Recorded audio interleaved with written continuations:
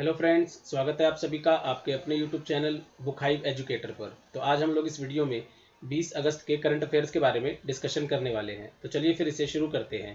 तो इसमें जो पहला प्रश्न है वो है कि केंद्र सरकार ने गन्ने का FRP में कितने रुपए प्रति क्विंटल की बढ़ोतरी की है। तो इसका सही उत्तर है 10 रुपये। तो दोस्तों, अगर हम FRP की बात करें तो FRP का अर्थ क्या है कि जब कोई भी कंपनी किसानों से गन्ना खरीदती है तो उन्हें मिनिमम ये प्राइस तो देना ही होता है। तो केंद्र सरकार ने हाल ही में प्रधानमंत्री नरेंद्र मोदी की अध्यक्षता में हुई कैबिनेट और CCEA की बैठक में गन्ने का FRP में 10 रुपये प्रति क्विंटल की बढ़ोतरी की है। साथ ही नौकरी ढूंढ रहे युवाओं के लिए नेशनल रिक्रूटमेंट एजेंसी के गठन के प्रस्ताव को भी मंजूरी दे दी है।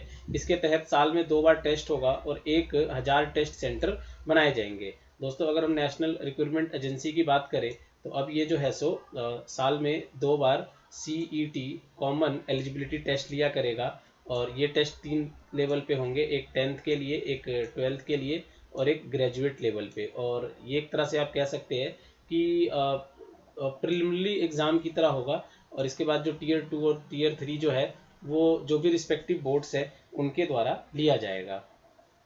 तो अब चलते हैं हम लोग अगले प्रश्न पर। तो जो अगला प्रश्न है वो है दूसरा कि रिलायंस रिटेल वेंचर्स लिमिटेड ने ऑनलाइन फार्मेसी कंपनी नेटमेट्स में कितने करोड़ रुपए का निवेश किया है। तो इसका सही उत्तर है डी, 620 करोड़ रुपए। तो रिलायंस रिटेल वेंचर्स लिमिटेड ने ऑनलाइन फार्मेसी कंपनी नेटमेट्स में 620 करोड़ रुपए का निवेश किया है। साथ ही विटालिक हेल्थ और उसकी सब्सिडरी कंपनी में करीब 60% हिस्सेदारी खरीद ली है, जिसे सामूहिक रूप से नेटमेट्स के रूप में जाना जाता है। तो अब आते हैं हम लोग तीसरे प्रश्न पर। तो तीसरा प्रश्न है कि केंद्र सरकार ने किस केंद्र शासित से अर्धसैनिक बलों की 100 कंपनियों को वापस लाने की घोषणा की है।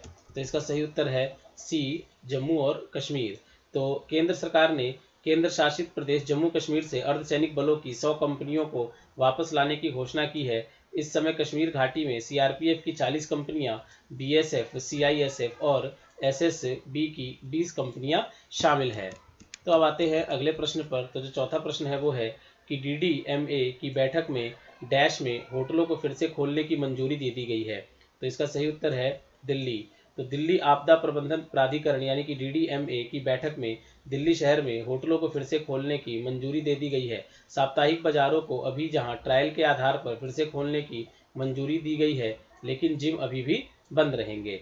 जैसे कि कोरोना की वजह से अभी इन सब पे प्रतिबंध है, तो होटल अब दोबारा खोलने पर निर्णय लिया गया है। तो अब आते हैं पांचवें प्रश्न पर। तो अगला प्रश्न है कि भारत ने रक्षा और भारतीय अर्थव्यवस्था के महत्वपूर्ण क्षेत्र में निवेश के लिए किस देश को आमंत्रित किया है। तो इसका सही उत्तर है सी, UAE।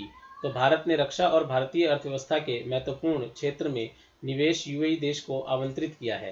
भारतीय अर्थव्यवस्था के महत्वपूर्ण क्षेत्रों में फूड पार्क, राजमार्ग, बंदरगाह, हवाई अड्डे, अक्षय ऊर्जा इत्यादि शामिल हैं। तो अब आते हैं दोस्तों छठे प्रश्न पर। तो जो छठा प्रश्न है वो है कि अंतर्राष्ट्रीय सौर गठबंधन कब वर्चुअल प्लेटफॉर्म पर पहले विश्व सौर प्रौद्योगिकी शिखर बैठक का आयोजन करेगा। तो इसका सही उत्तर है 8 सितंबर 2020, सी, 8 सितंबर 2020। तो अगर हम इसके एक्सप्लेनेशन की बात करें तो 8 सितंबर 2020 को अंतर्राष्ट्रीय सौर गठबंधन वर्चुअल प्लेटफॉर्म पर पहले विश्व सौर प्रौद्योगिकी शिखर बैठक का आयोजन करने की घोषणा की गई है।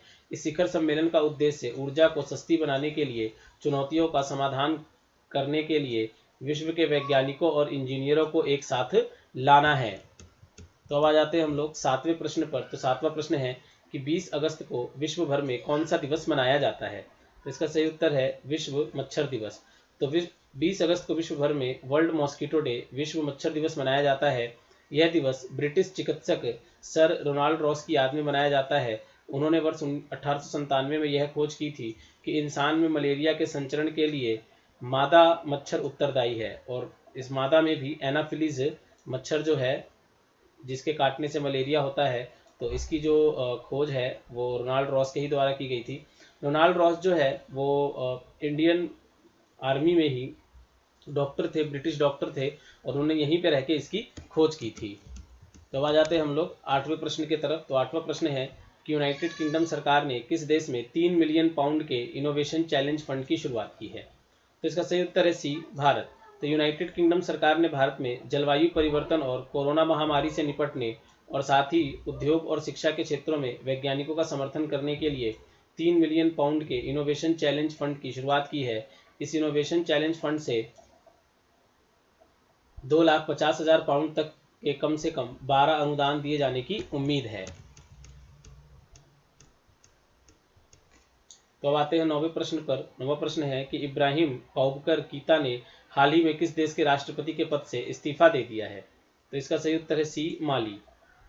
तो इब्राहिम बाबुकर कीता ने हाल ही में माली के राष्ट्रपति के पद से इस्तीफा दे दिया है। विद्रोही सैनिकों ने तख्ता पलट करते हुए राष्ट्रपति इब्राहिम बाबुकर कीता और प्रधानमंत्री बाबू सीसे को गन पॉइंट पर गिरफ्तार किया है। तब आ जाते हैं हम लोग 10वें प्रश्न पर। तो 10वां प्रश्न है कि निम्न में से किस देश के द्वारा बनाई गई पहली कोरोना वैक्सीन को Ad5N-CoV को पेटेंट मिल गया है? तो इसका सही उत्तर है सी, चीन। तो चीन के द्वारा बनाई गई पहली कोरोना वैक्सीन को Ad5N-CoV को पेटेंट मिल गया है। चीन की इस वैक्सीन को चीन की सेना की मेजर जनरल चेन वेई और एक कंपनी की सहायता से बनाया गया है। तो हम लोग 20 अगस्त के ऐतिहासिक घटनाओं के बारे में चर्चा करते हैं, जैसे कि हम लोग डेली हर वीडियो में करते हैं। तो चलिए इसे शुरू करते हैं।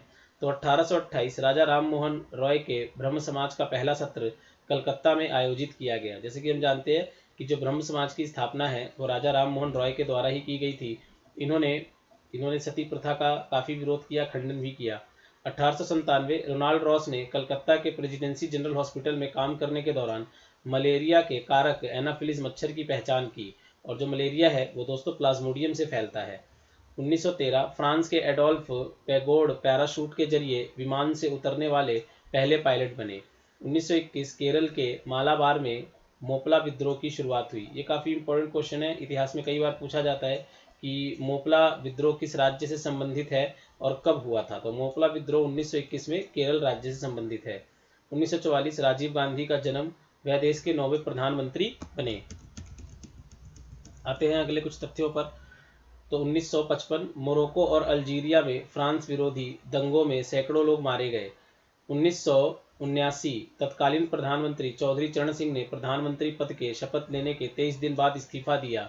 1988 पाकिस्तान के राष्ट्रपति जनरल जिया उल हक का हवाई दुर्घटना में निधन और सीनेट के सभापति गुलाम इशहाक खान राष्ट्रपति बने। 1988 भारत और नेपाल में 6.5 की तीव्रता वाले भूकंप से 1000 लोगों की मौत हुई। 1991 उत्तरी यूरोपीय देश इस्तोनिया ने तत्कालीन सोवियत संघ से अलग होने की घोषणा की।